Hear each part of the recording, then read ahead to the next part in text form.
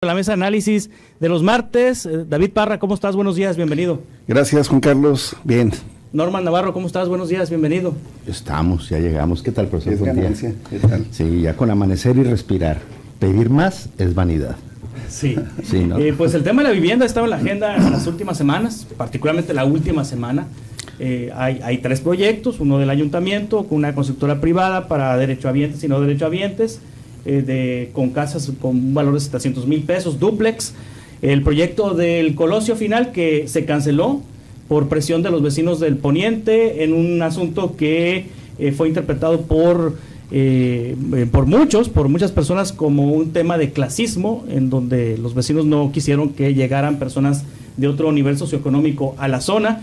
Y el otro desarrollo en Altares, estas unidades habitacionales de 16 casas, 4 en cada piso, en 4 pisos, divididas por una escalera que la CTM está rechazando. Pero particularmente el tema polémico fue lo de Colosio Final.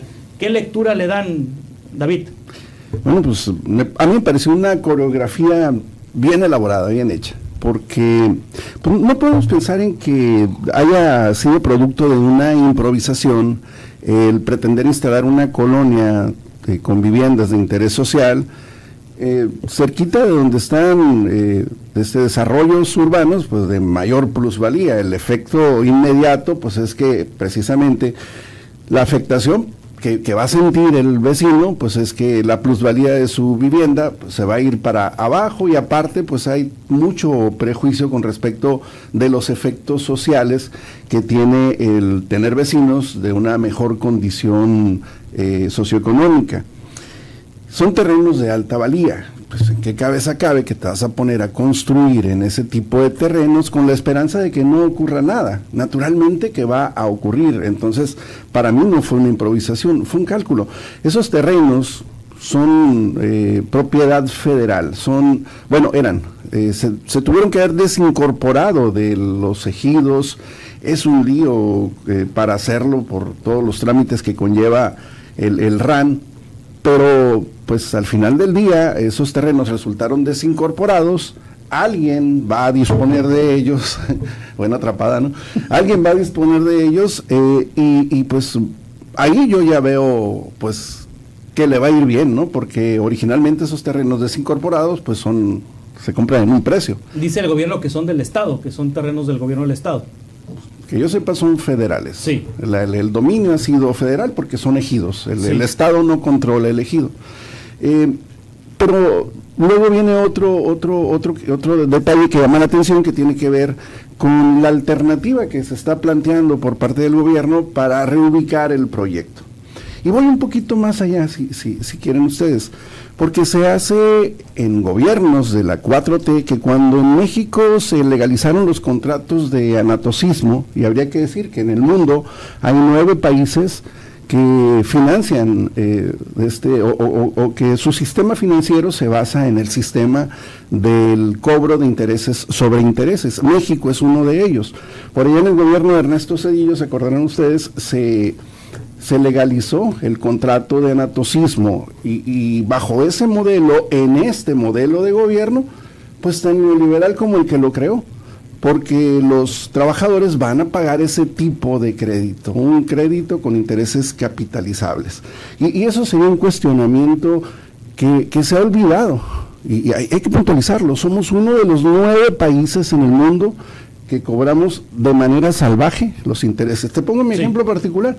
Yo compré una casa en Foviste con un crédito de 900,000 pesos y pagué 2,200,000 pesos al final de un periodo de 12 años. Entonces creo que eso también se tiene que poner en la mesa, así como también el hecho de que surgen entre los representantes conspicuos de la 4T, no nomás los locales, también a nivel nacional, casos como el de Fernández Noroña, que ayer pues le documentan una propiedad de más de 12 millones de pesos. El caso de Mario Delgado, con otra casa de entre varias casas que le han encontrado, de más de 20 millones de pesos. Y el caso escandaloso de Arturo Ávila, con una casa de 20 millones de dólares en San Diego más las propiedades que tiene aquí en México. Esos son los que están legislando, son los que están facilitándole a los que van a pagar bajo ese criterio una vivienda que rompe contra una lógica laboral, es decir, atacas al trabajador. ¿Qué no se ha resuelto de fondo entonces? Pues el hecho de que cuando se legislaron estos contratos, la oposición de entonces, la izquierda, que ahora está en el gobierno, los combatió. Y hoy los convalida y así le hacen los préstamos a los trabajadores. Sí, Norman Navarro, tu reflexión sobre lo que ocurrió en el Poniente. Pues es un problema que tenía que pasar, históricamente. ¿Por qué existe Villa de Ceres? Porque cuando llegan los Concac a querer vivir en Villa del Pitic, les dicen, no, aquí no puedes vivir, vete para allá, para el otro lado del río. Allá se estaban poniendo unas siembras del Capitán Vildósola, y acá donde vivía la hacienda del Capitán Vildósola, que es donde hoy está el centro histórico, catedral, Palacio de Gobierno, la Plaza Zaragoza, acá se quedan los blancos y para allá que se vayan los indígenas. Pasa otra vez notorio, cuando los yaquis tratan de reclamar terrenos después de que se gana la guerra de reforma con Benito Juárez, y que Benito Juárez dice, bueno, pongámonos a trabajar, hagamos ranchos, hagamos producción, siembra, cría de ganado, y el gobierno hace una maniobra ahí medio rara para que el Congreso del Estado de Sonora en 1867 declare que los yaquis son semisalvajes. Entonces, al ser semisalvajes no pueden ser ciudadanos de Sonora. Entonces, como no son ciudadanos, no pueden reclamar terrenos. Y les vuelven a hacer lo mismo que habían tratado de hacer los españoles, quitarle los terrenos. Ahora lo hacen los blancos mexicanos y los blancos españoles que quedaron después de la Guerra de Independencia. Vuelve a ocurrir otra vez cuando llegan los chinos que venían de California, de la instalación del tren, y que empezaron a entrar al puerto de San Francisco.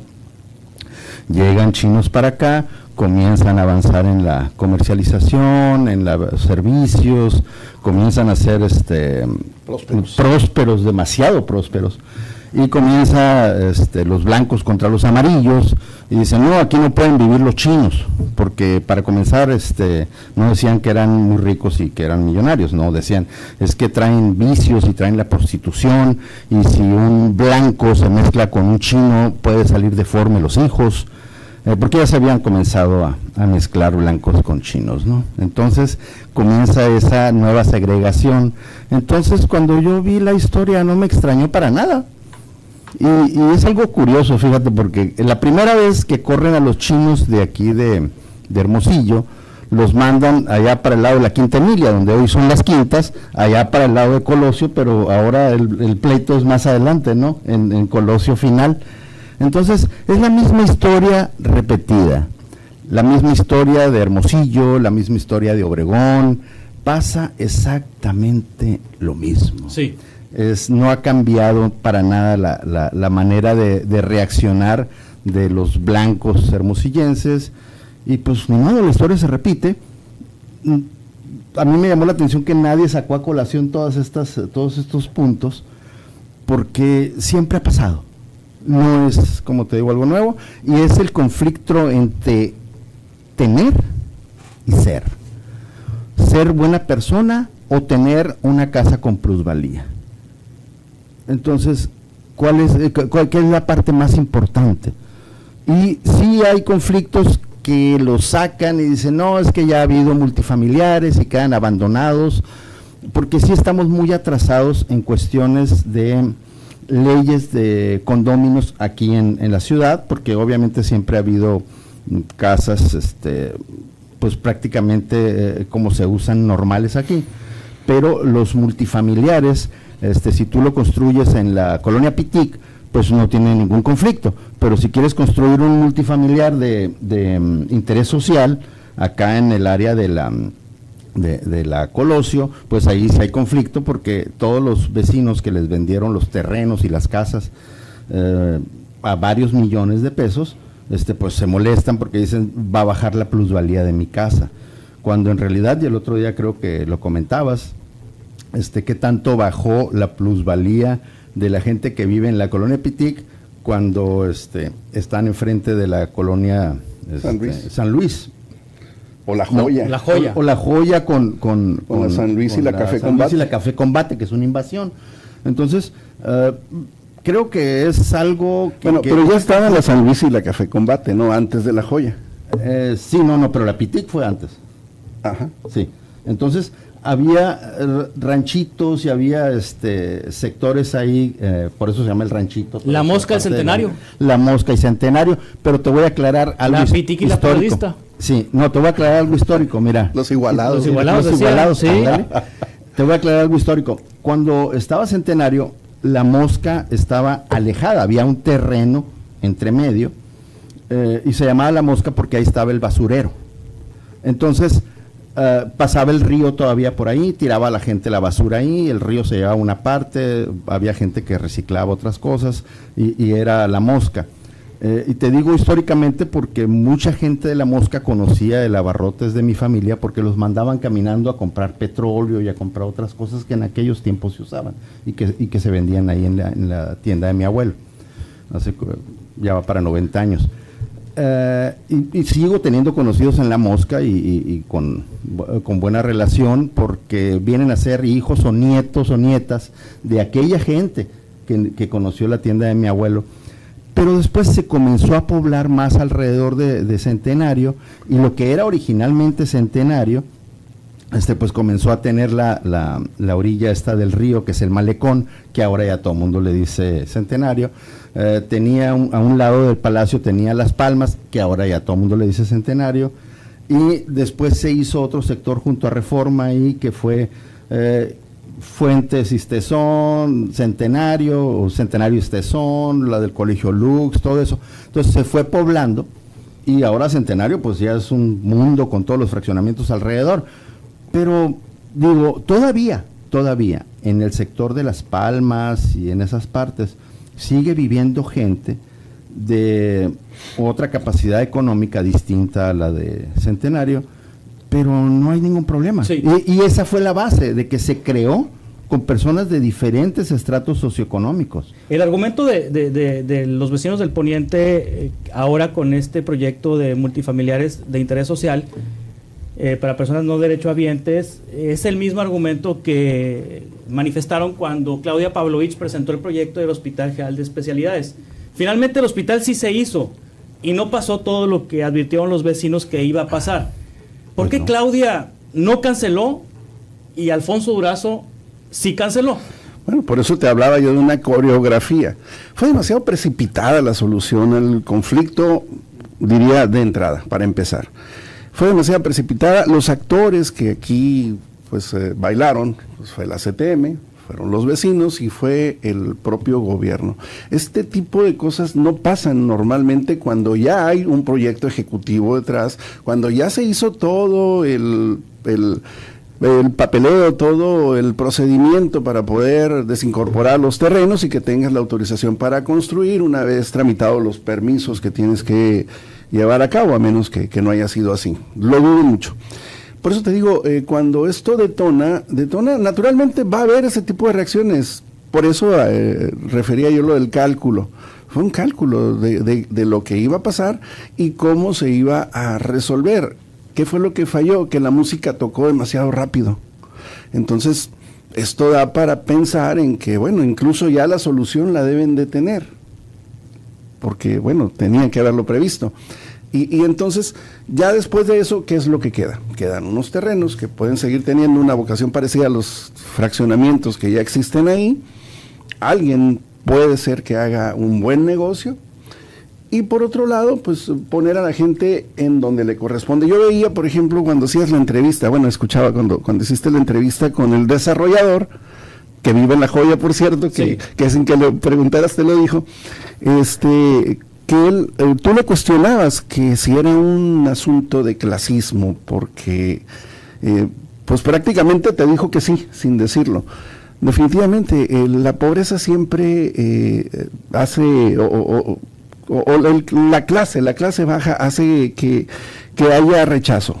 Y bueno, bien lo dices, creo que pudieron haber instalado ahí ese desarrollo, no con multifamiliares como los que ahorita Oscar te estaba comentando, sino hay otro tema, el terreno. ¿Por qué terrenos pequeños? ¿Por qué terrenos donde una familia no puede tener lo que establece la Constitución incluso con respecto del espacio vital para una familia? Nosotros transitamos de aquellas casas de Infonavit, que creo que el último fraccionamiento bien hecho fue en las granjas, con dimensiones para que una familia pueda tener el espacio vital necesario, a las pichoneras, ¿no? Que las famosas pichoneras, y pasando también por el fracaso de los multifamiliares, que siempre son problemáticos, tal y así como lo comentaba Oscar hace rato en la entrevista, donde los problemas sociales son múltiples. Creo que es un tema que da para muchas reflexiones, pero me quedo con esta. Creo yo que la coreografía caminó demasiado rápido. El evento que tuvieron el lunes antepasado, que fue cuando colocaron la primera piedra de ese desarrollo, se hizo sin mucha información, con casi nula información. No había maquetas, no había proyecto, no se sabía el diseño. Cuando entrevisté al día siguiente a Fernando Rojo, el secretario del Bienestar, no me supo decir cómo iban a hacer las casas, no me supo decir cómo se iban a organizar, no me supo decir mucha información, como que quiero entender que el domingo les hablaron de la Presidencia de la República y les dijeron: la Presidenta va a presentar su plan de vivienda, aceleren la colocación de la primera piedra acelerados hicieron y presentaron un proyecto del cual no tenían la información suficiente, y esa escasez de información también provocó este conflicto. Pero también ya hay este tipo de desarrollos ya existen en la Ciudad de México, pero tenemos que entender que en la Ciudad de México obedecen a otra necesidad que aquí en Hermosillo todavía no sienten que sea una necesidad. Las torres que hay aquí, donde tú puedes tener un departamento espacioso, equipado, pero el concepto es el problema. No es igual. No es igual. No es igual. Es para los que están... Para los que pueden pagar más. Y estos también tienen que pagar más, pero recibir menos. No, pero este es para los que merecen menos. Por eso, pues. Entonces, ahí entras en conflicto porque dices, bueno, ¿cuánto se merece de espacio de casa una persona trabajadora con 2 sueldos mínimos o 1.5 sueldo mínimo, y cuánto se merecen los demás? Y ahí te digo, volvemos otra vez al conflicto del cero tener. Y es muy simple. ¿Cuándo comenzó a haber tantas pichoneras en México? Comienza con la gente del PRI, que venden carísima la obra. Que son los mismos de ahora, ¿no? Más o menos. Pues sí, pero ahora trabajan acá en el changarro de enfrente. Y ahí vuelves otra vez al mismo conflicto, al mismo problema que se está históricamente repitiendo, porque simple y sencillamente están tratando de solucionar los mismos problemas con las mismas soluciones.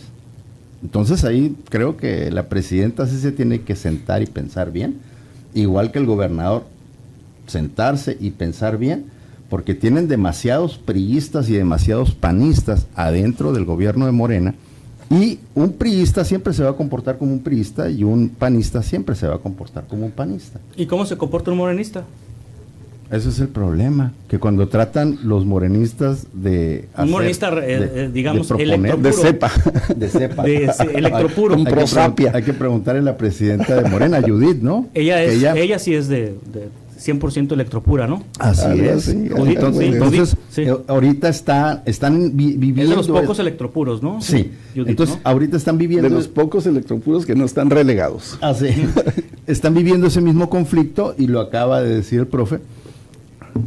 Los diputados, senadores morenistas, los secretarios de Estado del gobierno morenista están desesperados por viajar mucho, por comprar casas más grandes, por tener carros más caros, por tener joyas más caras, pero no son lo que prometieron ser. Y ese es el conflicto que les digo, el conflicto entre tener y ser. Sí. No se han quitado ese corazón priista y panista de cómo voy a ser un político pobre, porque voy a ser un pobre político.